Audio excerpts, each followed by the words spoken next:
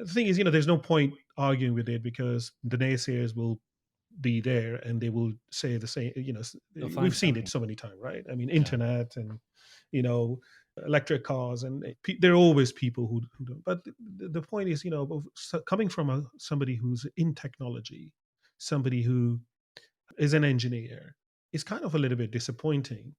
But I think the potential influence overall in the commercial industry and transportation and sustainability, I think that's the biggest impact we are hoping for. I mean, that's why this is designed, right? So, what's your opinion on how much of an influence it will be when you look at urban, regional, because that's the immediate use case, right? Right. Right. Yeah, well, your point about getting grief from naysayers and how many people are quick to say, well, this will only benefit high net worth individuals.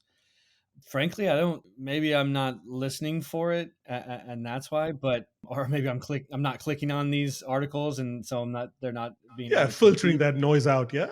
Yeah, but I can't remember ever seeing anyone getting grief. If they're a private jet aerospace engineer, right? They're developing some new, more efficient flaps or winglets or whatever the case.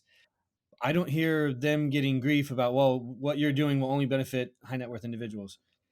Well, that's their their target customer. It doesn't have to necessarily be a bad thing. Where we have to be careful is to the extent that governments are being asked to, right, like in Germany, for example, when governments are being asked to step in and kind of fill investor gaps.